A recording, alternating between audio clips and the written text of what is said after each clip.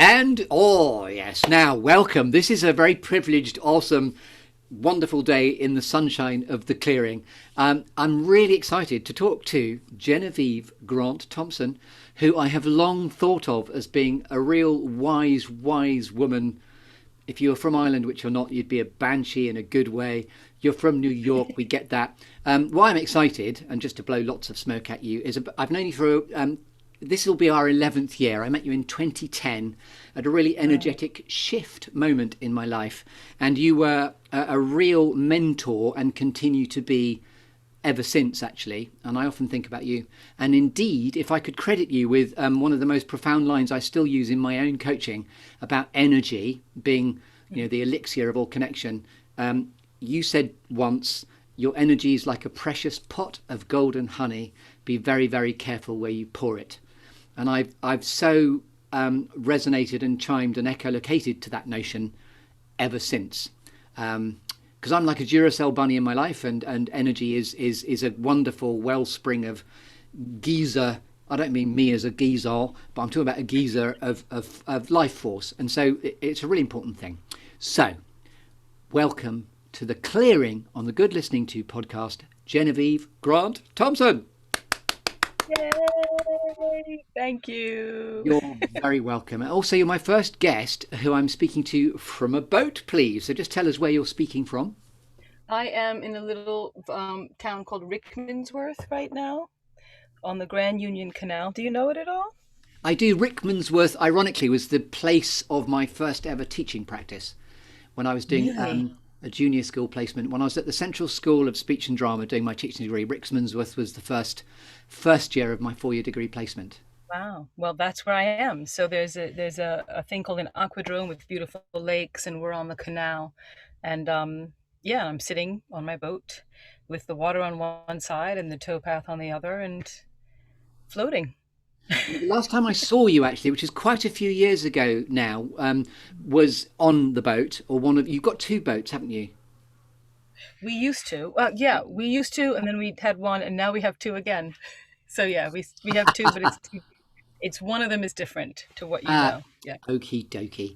So, yes, Yeah. welcome. We're going to take you through the lovely construct of the storytelling metaphors as we go. So, the first thing to talk to you about is if somebody does that rather clunky thing and they don't have any reference point as to who we are, and they just turn to you and say, what do you do? What's your favourite way of answering that, Genevieve? Ah, that's funny. I haven't been asked that in such a long time. I guess I haven't been in new environments for very long. What do I do? Right now, my first answer is that I write. I'm a writer. Um, and then they tend to ask what I write. And I usually push the question away and say, whatever I'm curious about right now. And I guess the other thing that I do is I listen. That's my that's my jam. Yeah, And when I'm a professional listener. And interestingly, when I Googled you because I could before we did this conversation, interestingly, Right. as it happens on your LinkedIn profile, it just says writer first and foremost, a personal Yeah. performance coach. And then you've also said somatic worker, which is an intriguing word. Yes. So that refers to I started off as a massage therapist in that field of somatic work, and then began to doing massage since 2001, I think. Um, and so for me, somatic worker means acknowledging that we are inhabiting and inhabited through our bodies and doing work with that. So people come to me for a massage session, but very often what ends up happening is that we work with language as well as touch and movement through whatever their blocks are. Um, and massage therapy just never seemed to really speak to all of that. So these days, I can work with people um, by talking with them about their concerns. Someone might call up and say, hey, I've got this ache over here and I think this is going on. There's a particular kind of conversation you can have about your somatic, your bodily experience, and your senses and your kinesthetic sense, and how that makes meaning for you in the world, and therefore how you can be better in the world and in your body. And to be explicit, then, somatic, I've inferred the meaning of it from what you've just been explaining, but in a Yeah. nutshell, Body. what somatic just means body. Yeah. Yeah. So the soma is the body. And but the word means more than just like, oh, my foot. It means that the thing that I call myself that is material. Beautifully put, yes. In fact, interestingly, I was speaking to somebody just yesterday who talked about their chronic pain situation, which is Mm, slightly left of field to what I thought we were there talking about. But they talked intriguingly, somatically, about how they have a groin strain, but it affects their jaw. And I was intrigued by that yeah. because of the jaw. And I had no idea until I said, tell me a bit more if you want to.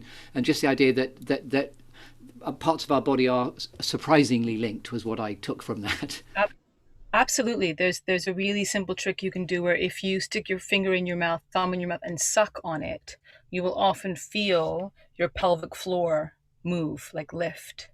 Wow.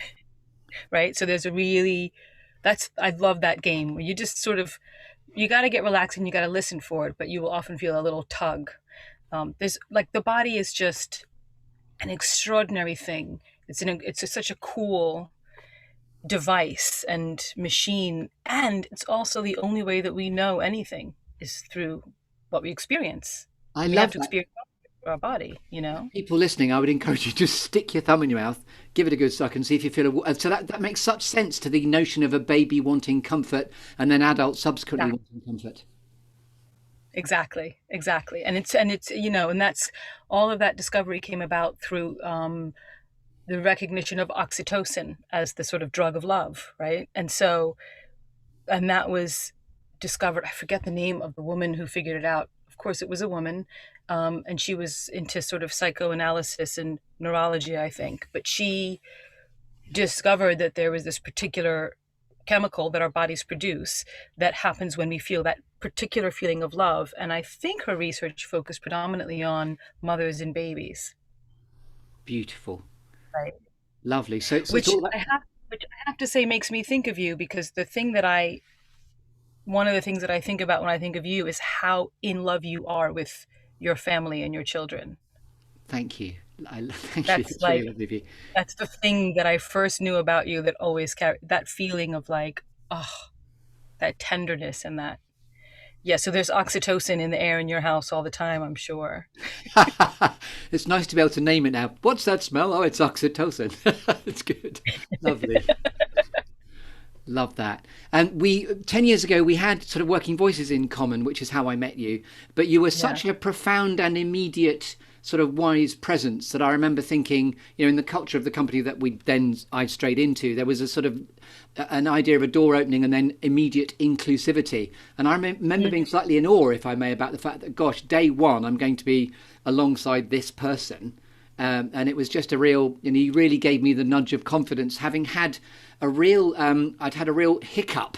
yeah. I was sort of dashed on the rock of something circa 2010. But actually, 10 to now has been when I've really, really found my true purpose. But you're at the sort of genesis point of a newfound reinvigoration, which is, again, there's a story behind the story there, which we don't need to go into. But it's just really, Absolutely. really lovely to reconnect with you now and give you the gift of bringing you into the construct of the Good Listening To podcast. Yeah, so So, you've built and built this thing for yourself, and now I get to sit in the world that you've built, which is really lovely. And I remember one of my favorite moments of coaching, teaching ever was when I got to coach you. It was oh, because you went bing. gosh, thank you. I find that quite moving. Thank you. That's very generous. So my gift back to you then, shall we say, is to bring you into the Good Listening To podcast structure. So first and foremost, as I do with all my guests, let's talk about a clearing, Genevieve Grant-Thompson. Metaphorically or literally, what is a clearing for you? Um, I think of two things when I think of a clearing in terms of a space to like what I crave when I want to make my work in the world. And one is an actual clearing, like walking through just over here, for example. I'm pointing to where the trees are on that side of me. You can walk through the woods and there's lakes, and then you can turn a corner and find a little spot where people are not hanging out, where there's a bit of grass surrounded by trees. And I was thinking about that specifically. And I think for me, in that respect, a physical clearing is actually not so much a clearing, but the spot at the base of a tree. Every now and then you find a tree where you can sit at where the trunk meets the ground and it kind of holds you. Or climbing a tree, like trees that are quite user friendly. You can climb a tree and you could sit in the cradle of a quite a large branch. For me, that's like a everything, every cell in my body just goes, okay. And now I can settle and be calm. And the other thing is my desk. My desk, which is just a plank of wood stuck above some bookcases, but it's the site of my promise to myself that I can do deep thinking and good work. In a clearing is a tree and you and me. I love that. Also, reintroducing myself to you and thinking about the honey line that I've already attributed to you. There was an extraordinary picture, ironically, of a big a bee honeycomb, extraordinary, sumptuous picture of honey attached to a Wow. tree. So I love the fact that in your clearing is a tree, and also the plank and the wood of your desk. Yeah. Also behind you, there's wood as well. You've got some paneling Yeah. within your boat. Also, I know because of your wonderful nomadic tendency, I think you said Thursdays is boat moving day. Is that what you said? Because we were talking Yeah. about Yeah. when I to don't move speak. every Thursday, but because of the rhythm of the rest of my life, I try to reserve a day when I know I'm going to move a boat. If we were to move the boat, it would be Thursday. Yes, Yeah. Um, and you don't do anything else on boat moving day. You don't make yes. any other promises because you never know what's going to happen. But I love the fact that you're in search or the epic quest to find a new clearing in the next mooring spot. Yeah, absolutely. As a matter of fact, when Steve and I, like in normal times when we would move the boat, we'd cruise along and then we'd find a spot and then we'd tie up and settle everything in and then we'd lock the boat up and go for a walk and go exploring. And that's one of the best parts about being nomadic is every new place is like which bit of this is home for us. Where's the local pub? Where's the local shop? Oh, I like that. Maybe I'll come sit here and read a book, or maybe we can come here for a picnic, or I can do a walk around here again. And so you create a map of Great Britain that is a series of places that you can call home. And how often do you return? Because I presume because it's a limited infrastructure, you can't be going to brand new places each time, can you? Maybe you Yeah, can. I mean, we could slowly put around the whole country and take a couple of years doing it because there's so many canals and rivers. But of course, we have our emotional center at London. So technically, you're not supposed to return to the same spot for a whole year unless you've gone out to a certain location and then you're coming back again. And if you're coming back, you're allowed to come back as long as you're heading in the opposite direction. Lovely. You So, know, so so you could get in 2 visits a year. We probably have done more than that, but we I'm not wouldn't. going We to would tell be everybody. in a place once a season, Yes, basically. You know, yeah, yes. And of itself, the sort of the nomadic freedom of the boat. I used to be intrigued by where you come in from today. Then, whenever we met, even in the early days, yeah, 10 years ago. So I love the yeah, fact that it's obviously a lifestyle where you expanded to two boats, shrunk again. Now you're back to two boats. Very nice. So I yeah. love the segue of the tree in the clearing is perfect. Get you because I now want to bring a tree into the clearing anyway. So how ahead of the curve were you? And we're going to shake your tree to see which storytelling apples fall out. So it can be a tree of your choosing or of your architecture as you like. So you're going to climb the tree and we're going to let some storytelling Mhm. apples fall out. And they take the form of the lovely storytelling exercise called 54321, where you've had 5 minutes, or as long as you've Mhm. needed, to think about four things that have shaped you, three things that inspire you, two things that never fail to, "Huh, squirrels," as you said yourself when I told you about this, to get your attention, and then one quirky or unusual fact about you we couldn't also possibly know about you until you tell us. So over to you. You can go where you like, when you like, and you can clonk apples on my head as you see fit. So Oh, off you go. so I think one of the things that has shaped me has been living on a boat. Actually, that's an easy one. Choosing a lifestyle that's nomadic and that's off grid.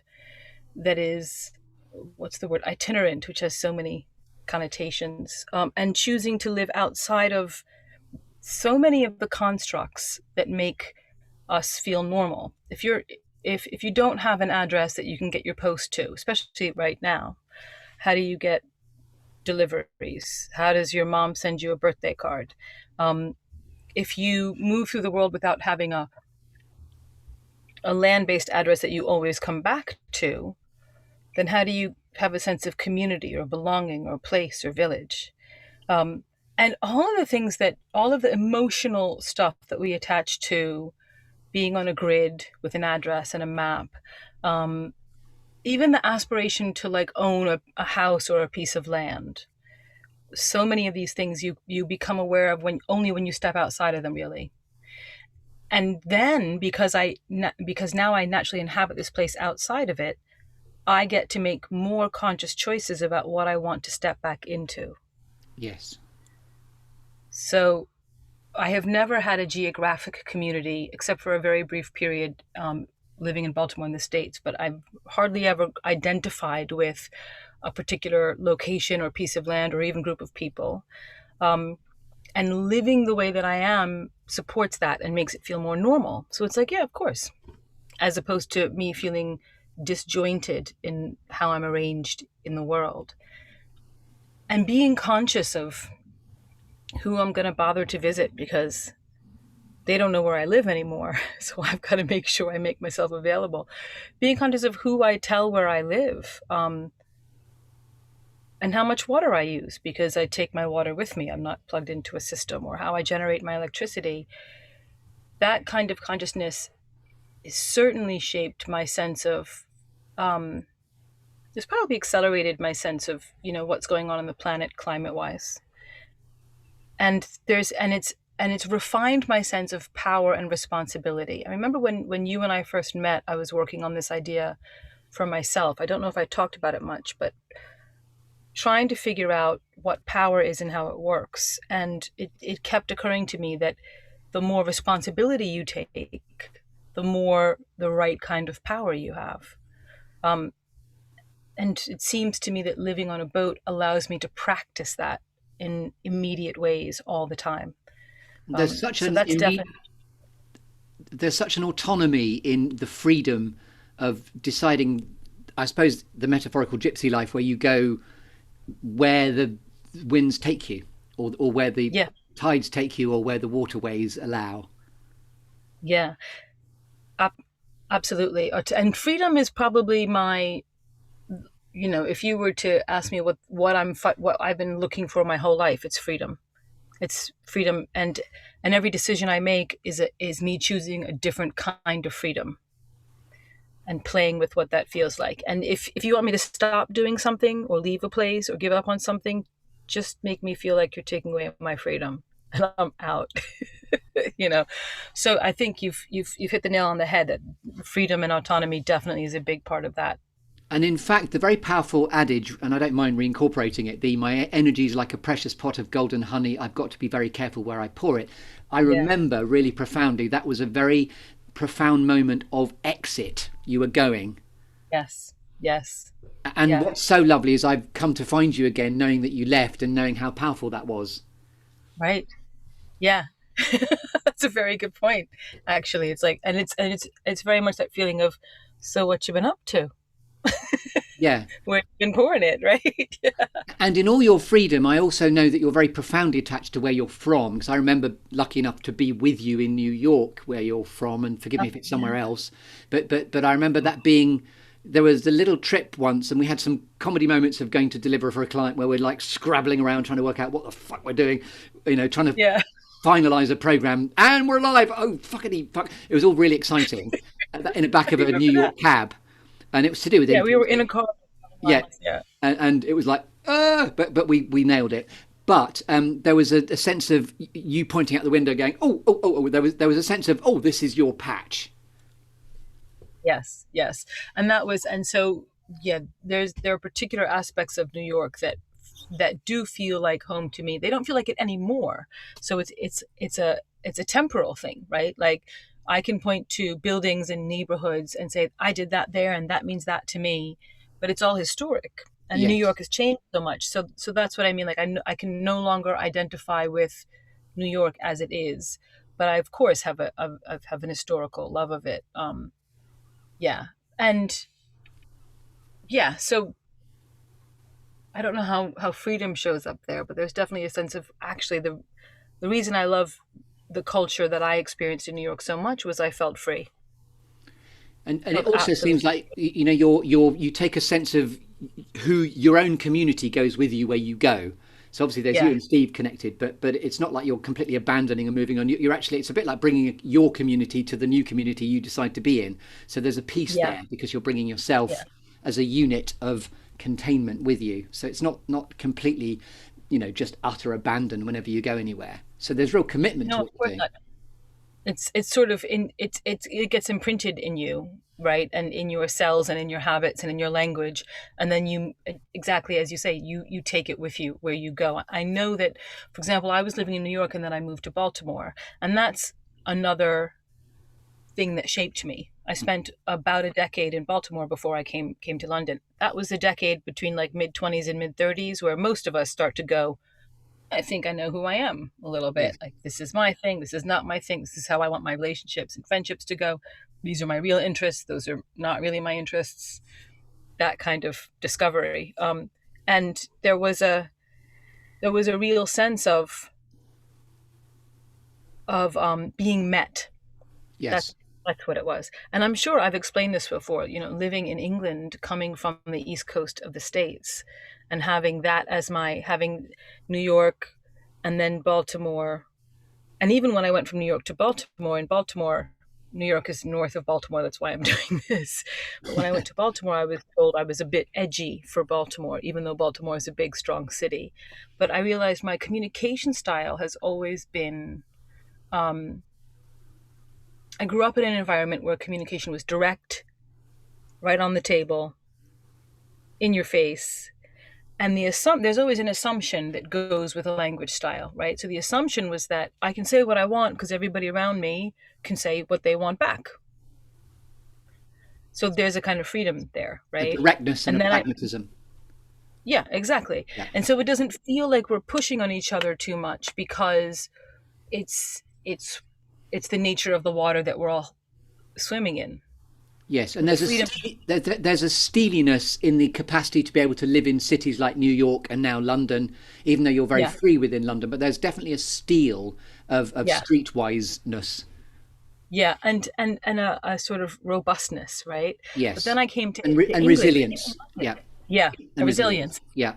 And you don't feel it until you go somewhere else, right? It's just how it is. So I come to London, and what I discovered in my first few years, I'm walking around being direct, up front and asking questions out loud, and all around me people are going like, Awkward.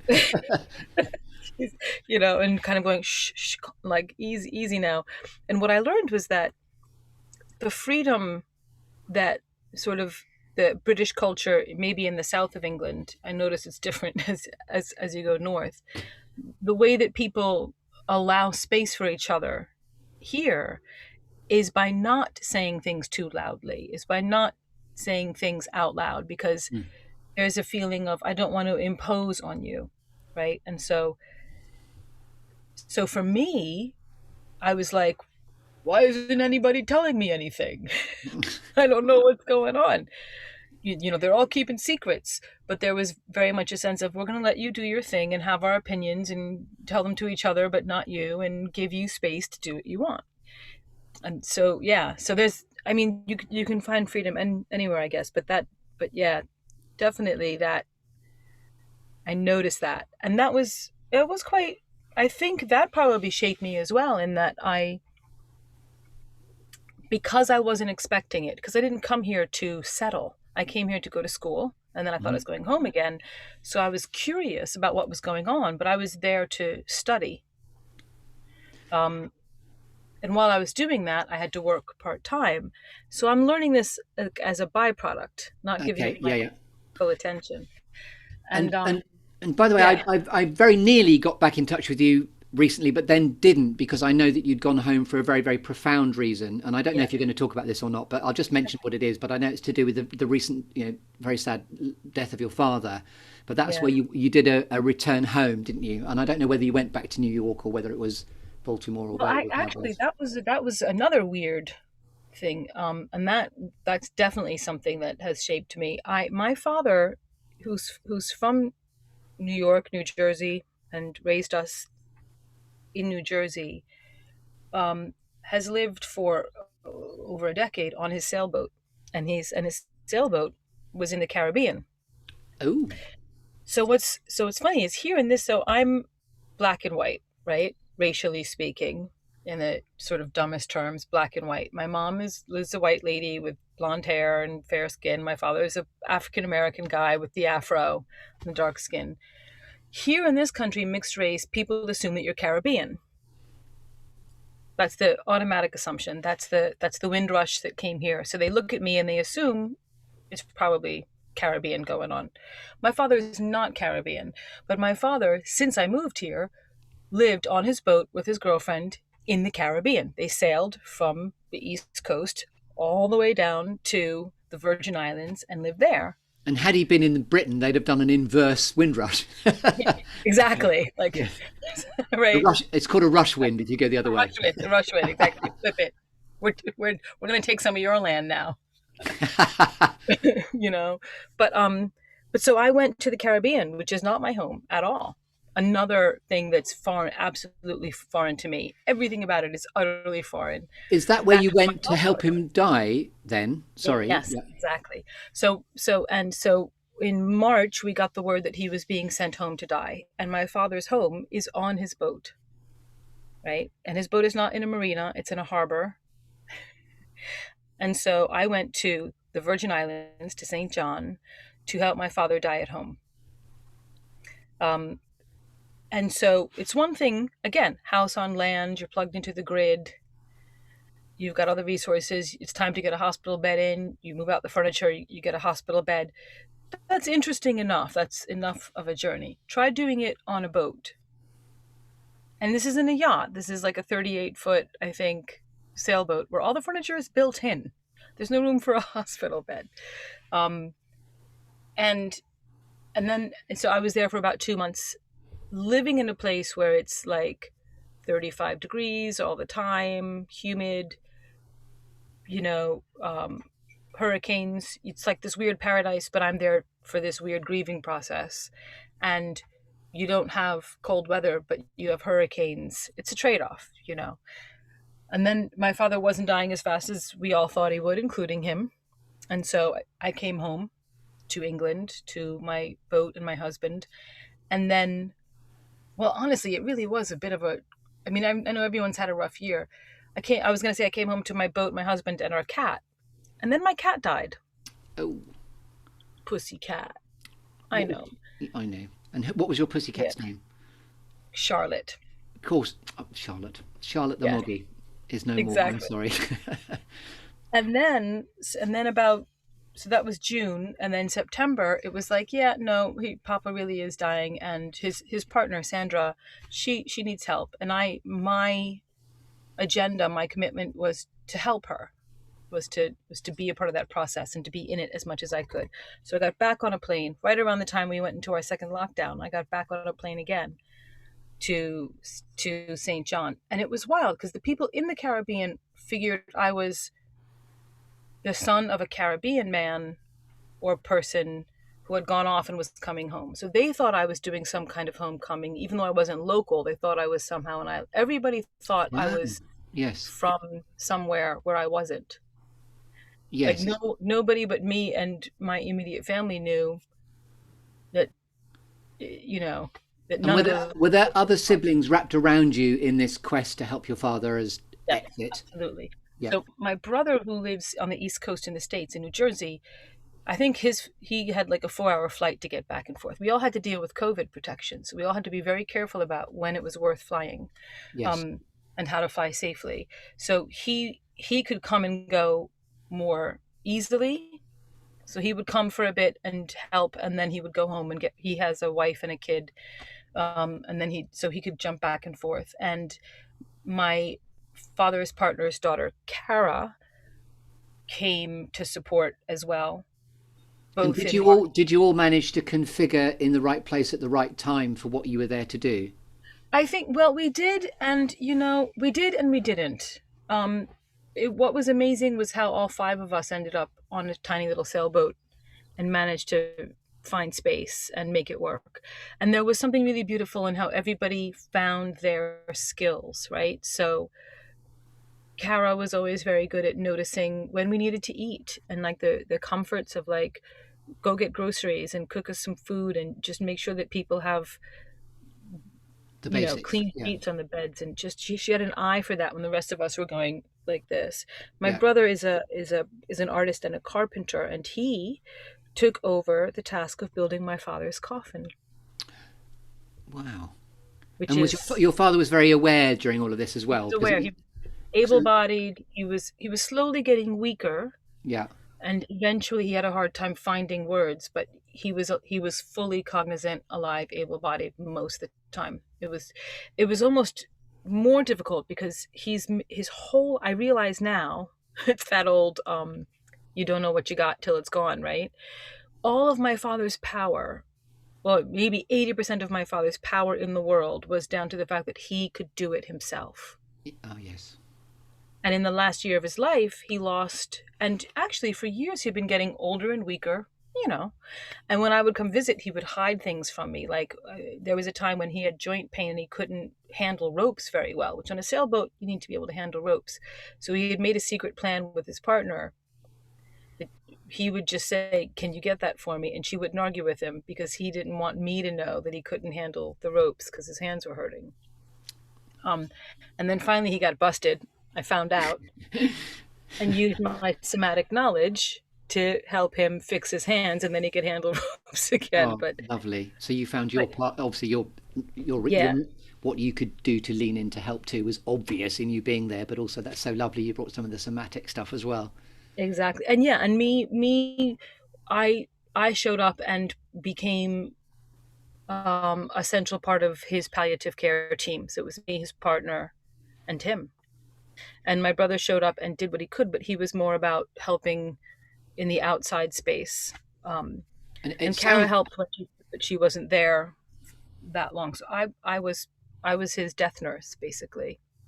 if I may, reading between all those really Hmm. profound lines, that that adage of you enabled a good death by the sound of it. Yeah, there was a lot of talk of like death doulaing and things like that, and that's what I wanted. I wanted him to die as well as he possibly could. Luckily, that was also his agenda, so we were on the same team, And it was, in some ways, it was really easy to do because his spirit was so intact, and he um we were allowed to be sad together, and there wasn't a lot to be afraid of. Like he kept us from being afraid of his death because he wasn't afraid of dying, which And was amazing. did you have that oxygenation of saying and doing everything you wanted to do, so you felt that you were all at peace with the tragedy, but at peace with it because it's the natural order of things? And I can go one better than that, Chris. That oxygenation has been a part of my entire life with my father. He never had a bucket list because he always did it, which is extraordinary, he And lived he a said good it out life loud. and a happy. He lived a good life and a happy life and a fulfilled Yeah. life. Then, Yeah, and I think part of the gift was that, he always, well, he was diagnosed with prostate cancer, slow growing prostate cancer, I think around 2003, and um chose to chose his route of living and healing his body as best he could. And that probably put the final, I'll say, nail in the coffin in terms of the death of his ever trying to assimilate into normal society. Right. So his whole life, he was like, I'm doing it my way. I'm responsible for my joy. I'm responsible for my well being. I'm responsible for what my life looks like. And then when he was introduced this, like, we all know we're going to die, but you probably know what you're going to die from. And your timeline has probably been foreshortened. He was like, oh, hell no. Okay, good. Now, any of those little extra things that were maybe a little bit of a waste of time, a bit like my golden honey, right? He was like, no one else gets this, but who I really love. And so it just refined it even further. But it wasn't like there was a big flip. He'd always been going that way in my estimation of him. You know, of course he's my father and I adore him, so I'm gonna create a myth out of him. But Yes. it's a great myth. And so there was nothing for me to forgive or negotiate. We did that as it came. Fought like cats and dogs when I was younger, you know, and got it done at the time. And there's a I'm lovely. not sure that's the case for everyone else, We're going to come on to but a for cherry me on it the. was like, We're going to come on to a cherry on the cake later, but the cherry on the cake of the story about your father is the sort of somatic resonance with your capability in what you do, and you're able to bring that to yeah. great nurture at his end, which is a really wonderful thing. Yeah, I mean, it's extraordinary. It's extraordinary how well trained I was to do that task. And there were moments when he would be in his hospital bed, and he'd kind of wake up from sleeping, which he did a lot, and look around like he was confused. And I would say to him, you know, what's going on? And he would say things like, well, I think I'm uncomfortable, but I'm not sure. Which is, he was on morphine for the pain, but the morphine didn't knock him out. Yeah. And he was having sensations he'd never had before. And he was always very curious about even his suffering. Like, what is this thing? What is it doing? Do I need to change it? Or what can I learn? He was doing that. But because of my training, I could help him get a vocabulary a lot faster. And I could see, for example, I could see the arrangement of his body in the bed and predict where the discomfort was. Okay. And so I could simply shift him a bit. And he was always so impressed. I would shift him a bit. I would say, can I move you? I think I might be able to make you more comfortable. And because he trusted me, he would go, okay, yeah, give it a try. And I'd move his leg or his knee or something, and he would go, oh, that's so cool. How do you know that? So there's a I was nice like, combo there of being like a shamanic and a somatic nurse, yeah, able to yeah, be there in the Caribbean yeah. when the time was right. And It was, using the sailboat analogy that keeps on giving, yeah, thank you for telling us that lovely story about your father. I'm going to sail us back to the clearing now, back to the yes, apples that we're talking about. And so far, we've had your boat and your father as being things that have shaped you. Anything yes. else that you want to go back into the tree to shake out for us? I think having that almost decade of life in like after New York into Baltimore. Hmm. So living in the city of Baltimore, it's amazing how much that place imprinted on me. And I think it's because so life in Baltimore. Um, Shout out to anyone who's ever been in Baltimore. It's a city that had an extraordinary mix of poverty and wealth, fluidity between very separated neighborhoods in terms of poverty, wealth, race. It's a very gay city. It's a very camp city. It's like you can be, before we had all this gender fluid language, everyone in Baltimore had that language because we were living it and around it, and it was just normalized. Camp is what we had for breakfast, and and kitsch, and the ability to laugh at ourselves, and so to live in that space and to simply witness every day different people, very different people, living their lives and figuring themselves out. And it wasn't an expensive city, so you could live a life where you could work a part-time job and pay your rent and have enough energy left to make your art. Lovely. And I'm assuming there's a parallel with Baltimore and San Francisco. This is quite a stereotypical view of cities I perceive as being very sort of gay aware. Yeah. So I'm assuming that Baltimore and San Francisco, are they in parallel, like almost sisters to each other? I'm, you know, I've never lived in San Francisco, but the reputation that San Francisco has for being like a place where gay people can be safe and happy and out, Baltimore has that too. Um, but Baltimore is a black city.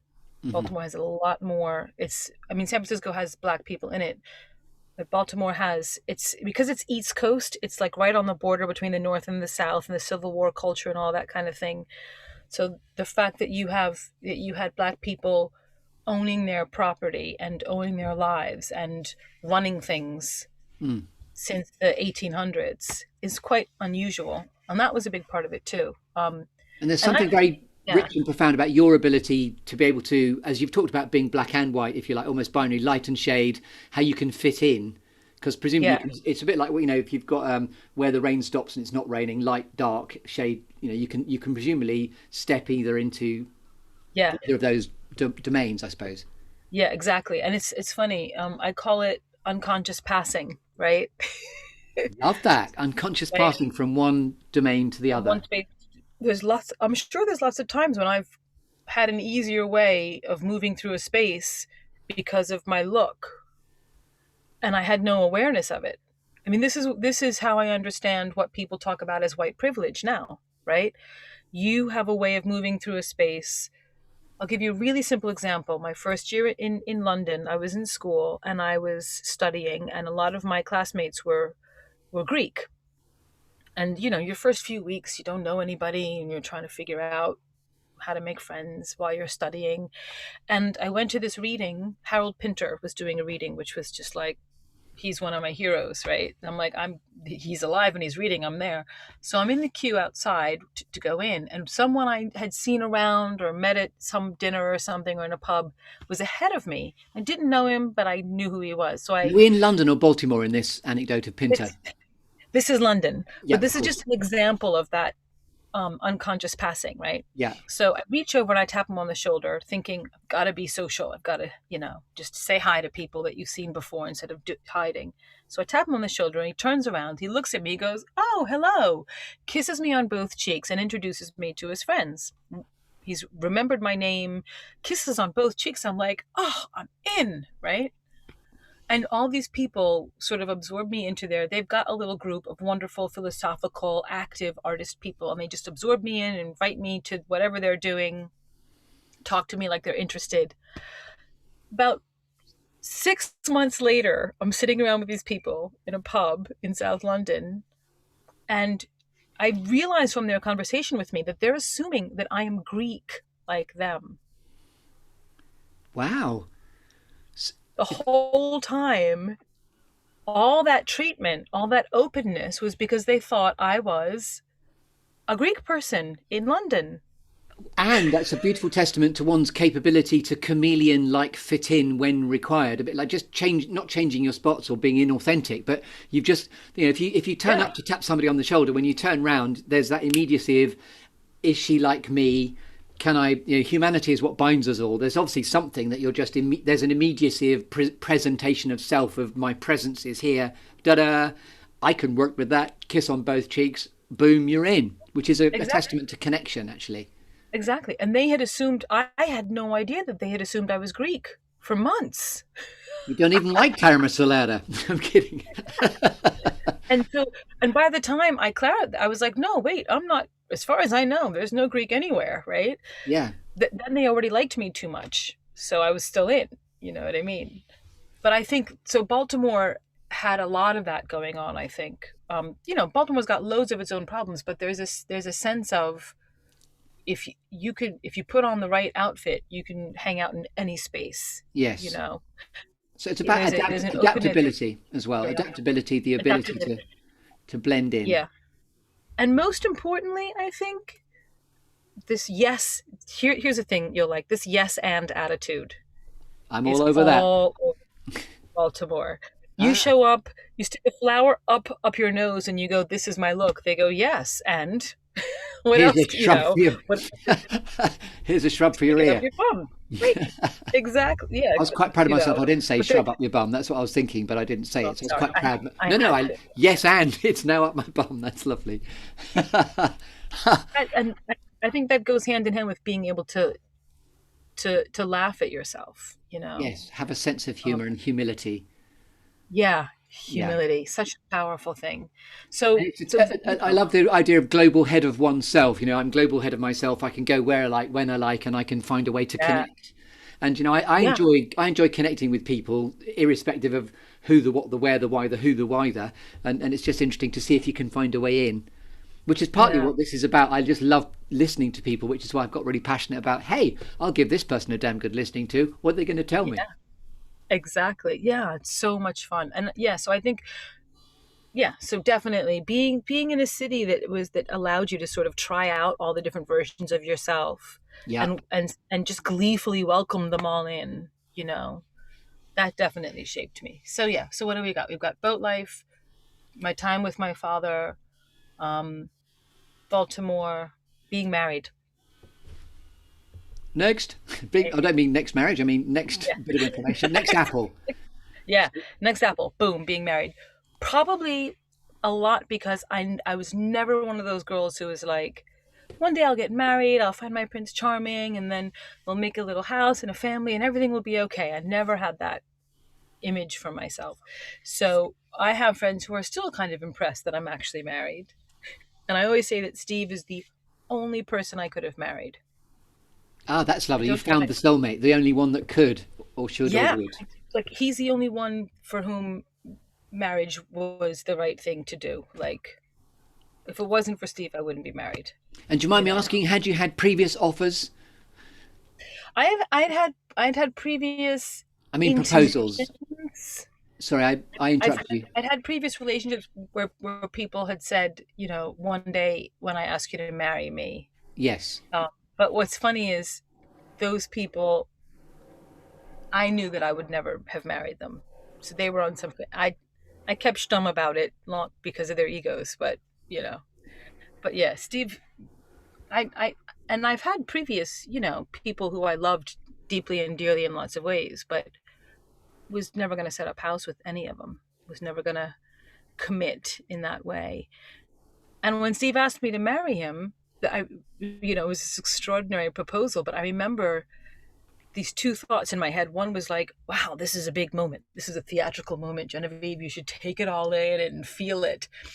And I, am I going to cry? This is really profound. And all I could think the whole time I was trying to process it and take it all in was, that could be a lot of fun.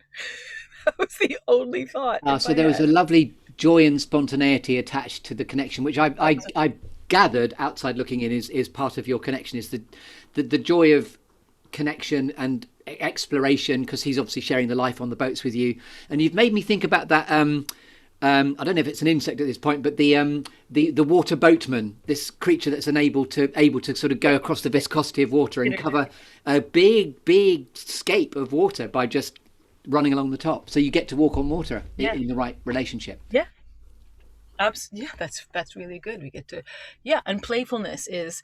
I had a friend a few years ago who's also married. She asked me what I thought was the sort of thing on which my marriage hinged, like what was the relationship based on, and I thought about it, and I was like, yeah, it's playfulness. Like when it's going well, we are children together, skipping through the Your inner woods. child. I love that, because I'm all about that too. We must never lose our inner child. Yes, absolutely. Absolutely. And, you have to be a child.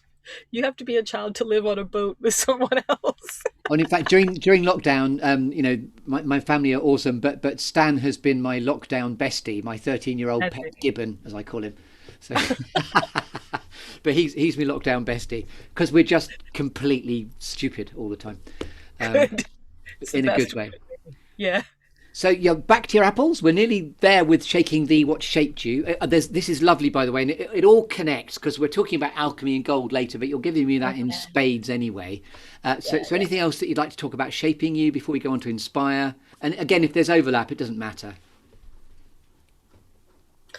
Um, well, yeah, theater. Theater. Um, and so my experience with theater is, I think, a little bit different to yours in that for me, theater has always been a space. I came to it through the desire to help a friend succeed at an audition. I was immediately introduced to political theater, ensemble political theater, so it became, how do we do what we can to make the world a little bit better and put the right ideas into the world. And then I stayed with it because the way that I do theater is I sit out of the spotlight myself and get to listen to the creative minds doing their work. I get to be a handmaiden to these great works as a As a stage manager, uh, director, or a dramaturg or a researcher. And when I make my own work, I am I mean, as a writer, I realize I've gone back to thinking like a theater maker. Like I'm creating performative moments. I'm creating these rituals of discovery. And there's something really profound about the idea of committing to make believe. Not just because you're on a stage, but in any moment you can turn something into a profound event or a gleeful event because of how you decide to play it. Like the magic And so if, making theater yeah, like the magic if anything's possible. yes, Which is the absolutely. Stanislavski construct. And also in reading up about how you describe your work, you did talk about the fact you talk to, and the idea of people creating in a space. You said you speak to, or you work with smart, creative, frustrated people to turn them into a tangible success. So there's something Yes. about the director, the enabler, the galvanizer of Mhm. others to find success. Absolutely. Absolutely. And there's also something about, some theater makers, like so many great actors I know, go through phases of developing themselves because of the craft. And so they'll do anything in order to perfect their craft. And I know writers who, like, for them, language is a tool that you play with and you do anything with it so that you can develop your craft. And for me, I'm not that agile. I need to have I need to be in love with it first and I need to believe in it and then I will do anything. So And I'm hearing as well, there's that lovely idea, as you mentioned earlier, about the idea of just listening, really acutely listening as to how yes, I can contribute to move this forward. Even exactly. actually listening to your father's body and how he was positioned. There's listening, Yeah. which is a recurring thing in the sort of Yeah. somatic. So your hearing is very attuned as a sense in that, I think. Yeah. And there's that sense that I like if I were like when I helped to produce a Shakespearean play like Hamlet, right? I see a lot of productions where people come in and they sort of impose their view on it or look for the secret meaning that they're going to reveal that Shakespeare Nobody else himself has. didn't know Yeah. was in it. But I realize I approach great writing like I do people, where I sit and I listen with the expectation that they might not have articulated all of it, but what it is that has brought them into the world, the script or the person, has its own innate integrity. That it's okay, that it works. And if it looks like it doesn't work, I'm just not listening right. Yes, because in And their so, world it makes sense, or they might be frustrated with where it's taken them, but their story is their narrative and it's not over. Your story is not over until it's over. So where can you go next? New choices. exactly, exactly. And so you have to trust the thing or the person that you're working with. Yeah. You have to have a deep, abiding trust of it. And then your curiosity and humility allow you to discover all these little bits of magic. And my favorite part is when you see the magic and you hold it up and say, "What do you think?" And they go, "Oh, that's amazing." And And theater taught me In that. Hamlet terms, that's the showing the mirror up to nature. Yeah. Yeah, exactly. Exactly. And so that keeps me in a really healthy relationship with knowing and learning and power and responsibility and all those things because whatever I'm committing to is bigger and more important than me. And so, whatever you're committing to as a through line and a golden thread in everything you're describing about it, you've got to be passionate about it in order for it to pull you in. Absolutely. I've got to be passionate about it. And it's funny because I'm looking at doing a PhD soon. I'm thinking about PhD work and it's exactly that. I've got to be passionate about it. Part of it is because I know there will be hard days when I wish I didn't have to do it. And I know ahead of time on those days that it's that deep belief that the work is worth it that will keep me Yes. going. If I haven't got that, I'm out It's because then I feel trapped.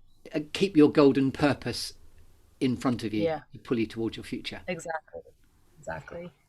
So I think, and we're still listening to the Good Listening To podcast with Genevieve Grant-Thompson, or Grant-Thompson Genevieve. We can mix it about a bit. So now we're up to three things that inspire you, please. Okay. Three things that inspire me. It's funny. I thought a little bit about this before. Well, I'll go back to my father in that the example of my father's life and having watched him because he was so transparent in his thinking and what he was trying to solve, try to protect himself because he knew how sensitive he was. And that he could articulate this to me as a young adult. He often looked quite tough and hard. And he said, I know it looks that way, but I'm doing a lot to protect myself because I know how sensitive I am and certain things I don't think I can handle. So Ah, I so don't hang out with those people. so strength in vulnerability. So knowing that it's not Yes. weak to be vulnerable, which is a lovely thread that's obvious in what I suppose you and I Yeah. both bring. I suppose yes. Yeah. Ab- Absolutely. And recently I've been talking to people who knew my father, who he helped when they were young, and they're telling me the stories of how he helped them, which is such a cool thing. Yes. And they said something that made me go, oh, that's why I do what I do in the world. They said he had a real eye for looking especially at young people. That's who he was working with. And and being curious about them and recognizing when they showed a little bit of magic that they had, skill or a gift or an energy that they had, and then saying, you can do that. Like he let a 13-year-old girl organize a school trip to a New York Broadway play. He was like, yep, here's the money, make it happen. She was like, I can do so empowering people, but only in the right places. He didn't always get it right. Sometimes he'd hold back where maybe he could have given, or vice versa. But just that desire to sort of see people fill up what they could be. And nudge them Um, forward to give them courage. yeah, yeah, exactly. And like let them be scared and and I'll give you one more example. When I before he was officially dying, when I would visit him in the Caribbean on his boat, he took me snorkeling. And I'm not that confident. I like being in the water, but I'm not that confident in terms of underwater stuff. He had a really good way of, you have your goggles on and all you can see is someone's eyes really, and everything else is distorted, right? Goggles to goggles. He had a really good way of being under the water, and then you can't talk, so you point at a fish and you are you okay? Are you okay? He would look in my eyes and make sure that I wasn't scared. He had a really good way of holding himself as an anchor for you. And I watched him do that with other people. He when he decided it was his job to push people or to help them grow, he took the position of, I'll be the thing that you can hang on to when you're scared. And he didn't always feel it, but he would take on that role for the sake of doing that task. And so the sense of like um people who, it's like my father was a great example, but anyone who says this is my job and I'm damn well going to do it even if I don't feel like it, Yes. that. He knew his So purpose. His like, purpose was to be the rock, by the sound of it. absolutely. And so when you've seen me teach like um public speaking type stuff and people go, oh, but I'm nervous and I can't, I'm like, you can have a flu, you can be miserable, you can be bleeding and still do a good presentation. It's a job, it's a skill set, and you can commit to it and you can do it. It has nothing to do with your persona or your God-given gifts. It's a commitment that you can make, and so it opens the doors to things that people think aren't accessible to them Or that because of that. they knew not were possible until they get nudged into the sunlight to do it. Yeah, exactly. And Yeah. that's what I did with you, actually. Ah, When, yes. remember? I Yeah. do. There was a genuine. This analogy really sat with me where I felt like I was. There was a bit of a new type of work I was doing, so I was a fledgling in a nest, and I just felt the Genevieve Grant-Thompson big. You don't have particularly big boots, but I felt this boot up my arse to just get me to go flappity flappity flappity flap, and it got me into the way I coach now actually. But it was a Really? flappy flappy flap away from the nest. Because I could do it anyway. Because It was, I'd been flying before, but I'd forgotten how to fly briefly. Because I'd had quite a weird time circa 2010, as we do. There are yeah, moments of transience in our illustrious path. yeah. Where we go, I don't know who I am. And I guess, I had that moment where I completely trusted that you could do it. Oh, and in And I fact, went, I go need on, to do it. credit you also with you. You gave me the genesis of the vocabulary of how I to this day still do coaching. It's grown and grown Really? and grown, but the seeds of what you planted are now who I am as a coach, and it's down really importantly to you as the early genesis points of nudging along the path to this whole delta of possibility that could open. Wow. Awesome. Awesome. Take that Thank bit of you. silence as we let that float in the water. That's amazing. That's amazing. And we could be at the two things that, whoop, squirrels never fail to get your attention now. Yes. Okay. So I have to be honest. One thing that never fails to get my attention is squirrels. It is literally squirrels. So the thing that makes you go, whoop, squirrels is whoop, squirrels. I'll be walking down the street in the city or through a park. You can ask Steve, and I'll go squirrel, squirrel, and Steve will actually bring nuts in his pocket if he can remember, so we can try to feed the squirrels. We're just little kids who like always, no matter where I am, squirrel. Foxes even more so. Ah, so squirrels and foxes. Yeah, but Both of which I make it. will. But the comedian in me can't resist saying both squirrels and foxes on your path of where you're at to make your husband get his nuts out. Yes, Squirrels! Oh, exactly. I'll get my nuts out. Get your nuts out there. Squirrel! Oh, exactly. It could be That's the how you opposite can of a picture us safe. like that forever. It could be the opposite. I'm just riffing on something there. It could be the opposite of a safe word when you go squirrels. Yeah. I know what's about to happen. I'm going to get my nuts out. I'm kidding. Anyway.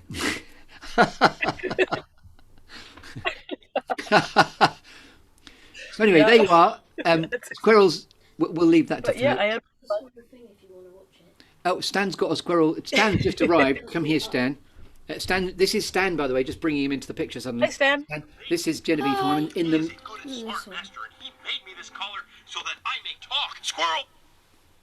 There you are. That's the clip. Thank you, Stan. He's been in the background going, "I was squirrels." Thank you, Stan, Excellent. very well. I'm actually recording it as well, so this is. But thank you for coming by. But hello, Thank you, Genevieve. Stan. Yeah, that was Stan beautifully. He's my lockdown bestie, turning up with the clip from the film Up, which is squirrels, isn't it? Yeah. So if you don't know what reference Yes. is, it's from the film Up, isn't it? Thank you, Stan. You're very welcome. See you later, alligator. Excellent. So yes, sorry. So squirrels and foxes. Do you want to tell us a bit more about that, or I Yes. feel we mined that beautifully. Well, it's just, I'm constant, like, I love that the innocent, open sort of excitement of seeing critters do what they do. Yeah, it's just honest. It's true. But what else never fails to grab my attention? Um, oh, light. Ooh, So let me show you. Let me see if I can show you what I mean. Can you see on my ceiling? I'm seeing some lovely board of a bit of boat board on the ceiling of the boat, and you show me light refraction. Yes, you are. There's a sunlight refraction on the roof. I can see. So I could stare at that for hours. And I'm sure people could listen to that for hours. But remember, it's a visual clue you're giving us at the moment, and I'm having to describe it because we're in a podcast. Exactly. Yeah. But it's great So because light reflection then is what you love to yeah, be exactly. absorbed by. Especially when light bounces off the water, or a sunset, or a sunrise, or Yes. um, light coming through the trees. It will always strike me. And I Where it's don't like an think I immediate, take it for granted. it's an immediate clearing of itself Yeah. that just suddenly appears, isn't it? The idea of some Yeah. refraction to admire. Yeah, exactly. And again, it's like a natural event, but weather, light, the way it bounces through things in cities, in in natural habitats, especially if it's moving light, it always gets me. And I think it is. It's back to that, probably that somatic, that bodily thing of just, I'm a creature in the world, and this is information about my natural habitat, and it always just gets me. And do you remember? I'll make sure I get the picture again and drop it into the bottom of what we're talking about somehow. But there is that picture of your quote again about honey being your precious pot of golden honey and energy. But there's an Yeah. extraordinary picture in a I think it's a Venezuelan sort of rich jungly environment. My geography could be barking there, but it's sun shining through an incredibly fat honeycomb full of honey, and the sunlight refracting off it. So if you've not seen the photograph, I'll make sure I send it to you because that Yes, please. picture made me think of you and our connection because of just honey. Yeah, that's perfect. So that idea of like just you could just stare at the light shining through that for ages, right? And actually, I can send you. I've been doing a thing lately that I call the listening project. But what I do is, you know how you're walking through the world and you hear a sound Yeah. that if you could isolate, you're like, that's just something I could listen to for a while. It's interesting, a Yes. little capture. And so what I do is I I take my video camera on my little smartphone and aim it at something in the environment that doesn't necessarily have to do with the sound itself. It's just what's going on, and take just a 1 minute video. But what I'm really doing is focusing on the sound. So what's Yes. wonderful is you end up walking through the world and just pausing for a whole 60 seconds and just listening It's to like your being absorbed environment. by one of nature's installations. Yeah, exactly. And if only And you're so I've present got enough, if only you're present enough to notice them, they can pass you by often, can't they? exactly. So these little moments of like nature gave you a squirrel, right? You just and you just can sit and enjoy it for a minute. But I can send you one that I have that is what I ended up doing was putting the camera down, and there was this really wonderful refraction on the water of the light above that is a perfect example of how the light got it. And I think Steve actually saw it and said, "You need to capture Yes. this one." There is that. But the sound is And this is Guess the Film that's on my mind. I can't remember the name of the film when there was suddenly just a montage of a plastic bag blowing in the wind. Do you remember there was a very yes, famous that was film, American American Beauty? Graffiti, Thank you, American Beauty. American Beauty. Thank you Not very not American much. Graffiti. American Beauty, American. which, just to blow smoke at you, that's what I'm talking to here. An American Beauty who's Yeah, also from the exactly, UK. Anyway, exactly. so now we're at the point of tell me a quirky or unusual fact about you you've not yet divulged that we couldn't possibly know about you, Genevieve Grant-Thompson, until you tell us. That I have a stutter. Oh, Yeah, which I've is had it since I was incredibly a well kid. disguised. And you're in good company because way back when, one of my comic heroes, Michael Palin, Mm-hmm. used to have a stutter Yes. apparently, and is who's in a fish called Wanda, where he exaggerated that and has created Yeah. a foundation off the back of it. Sorry, no, it's not about him; it's about you. So tell me Yeah. more. Yeah. Exactly. And it's a lot like that, and it still shows up as a somatic. I still feel a little clutching up in my body sometimes around sounds. And I inherit it from my father. So usually, a person with a stutter has one parent. Usually, if there are parents and one has a stutter, one kid will get it and no other kids will get Ah, it. okay, okay, yes. Right? Yeah, yeah. I have a stutter. It was much more visible when I was really young. It comes out when I'm tired or overexcited or stressed. It has taught me that thing I was talking about before, actually, about that idea that if you commit to something, my my fluency is a result of my having repeatedly committed different aspects of my psyche, mostly, to understanding what it is that brings out my stutter and unraveling the tension around it. And so I'm not trying to cure the stutter. I'm trying to let it teach me what it can about who I am and who I need to be in the world. And does it If arrive I'm or stuttering, suddenly does it emerge, re-emerge at times in your life when your body's telling you you're stressed when you didn't know you were? A bit like that sort of inner wisdom that tells us yep, it's one of somatically. the great sort of things. So my stutter will show up if I'm really tired, to the point where, when you're like, oh, I'm tired, but I can do a little bit more. Ah, yes. My stutter will tell me, no, you can't even talk. So go to bed. It's your body's way of telling you to for fuck's sake, you're tired. Get over yourself. Exactly, exactly. It's either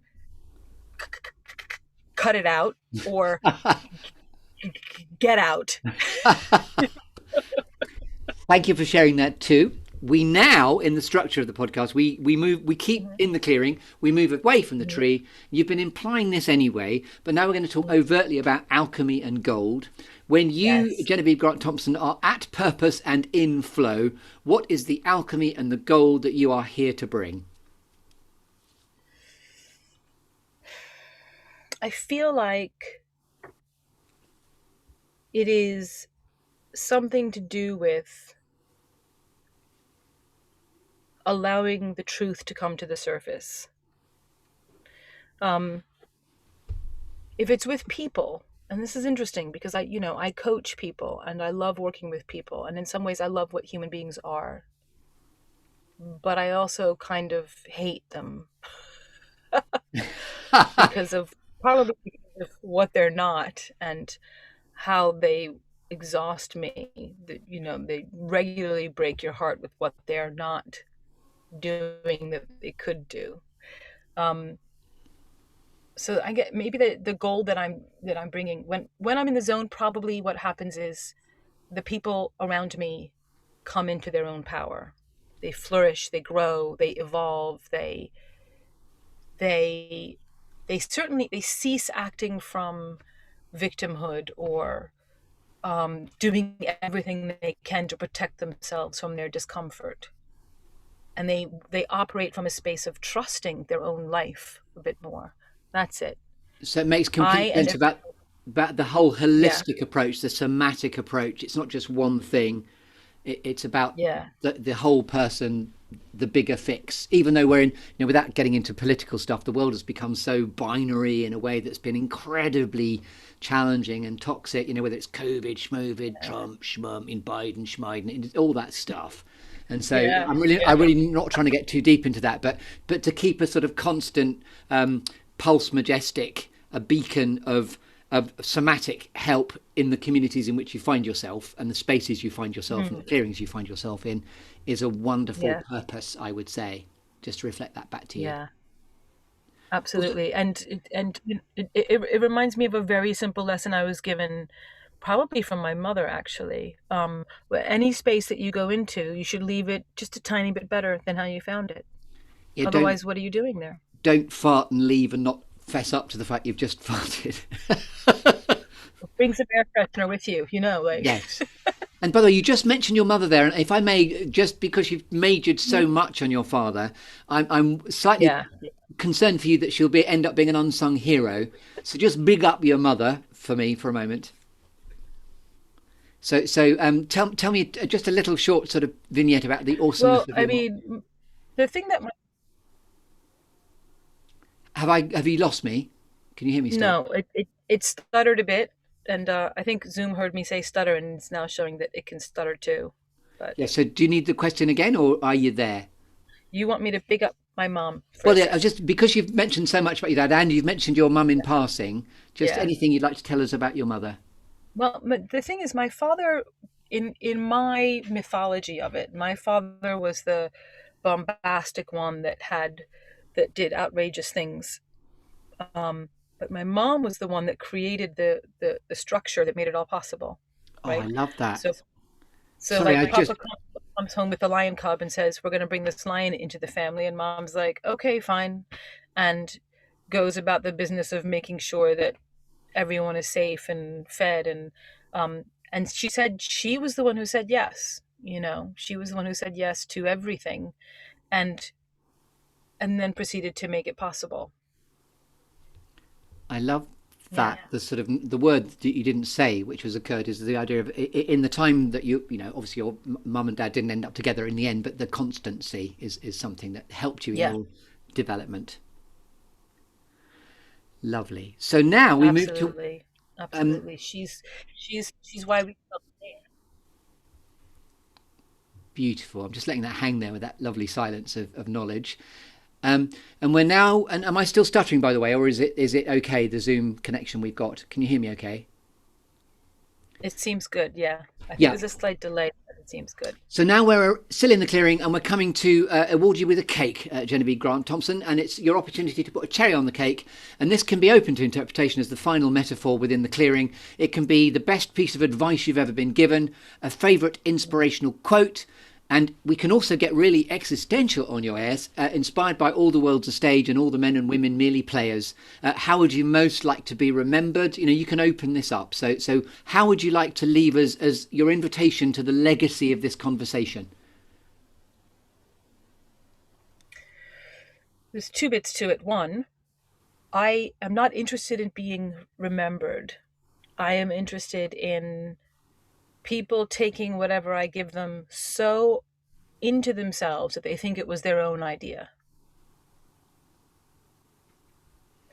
So if they forget that it was me that taught them that, but they remember that they felt good when they were around me, might be nice.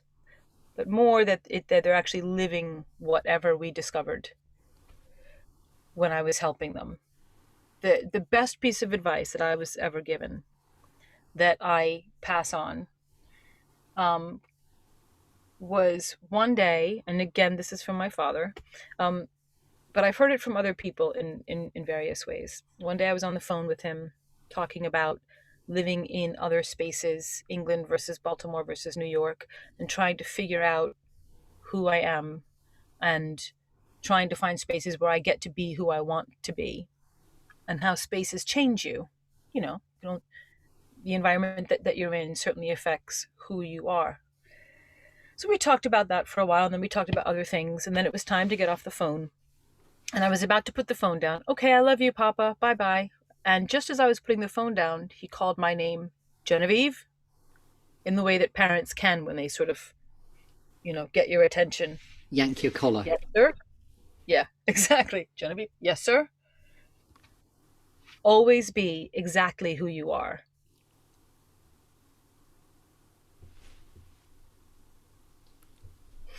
Beautiful. And as you were talking there, you reminded me of the quote that I may have even heard for the first time through your lips, because it ended up being almost like a final slide on lots of stuff that I started to tune into, was the idea of the Maya Angelou quote, which is people never remember what you say, but they always remember how you make them feel. And if I may, you're a really beautiful exponent of that too, I would say. Thank you. Thank you so much for blessing us with your presence here in the clearing. If you want to find out more about Genevieve Grant-Thompson on the old interweb, the beautiful nomad that you are, there is the internet, though, that can reference you. So where would we go to find out more about you, to connect with you if we want to? I just have a tiny little website called GenevieveK.com, and it tells you a little bit about me and how to get in touch. That's the easiest way. GenevieveK.com, and what does the K stand for? Catherine, of course, isn't it? Catherine, yes. GenevieveK.com, and excuse my cough there. And absolutely delicious and beautiful. Thank you so much for gracing us with your presence, as I said, here on the Good Listening To podcast. Is there anything else you'd like to say? I think you're wonderful, Chris, and I love what you do in the world. Oh, I wasn't fishing for anything, but thank you. That's all right. That's what I want to say. It's genuinely what I want to say. A GLT with me, CG, and good night.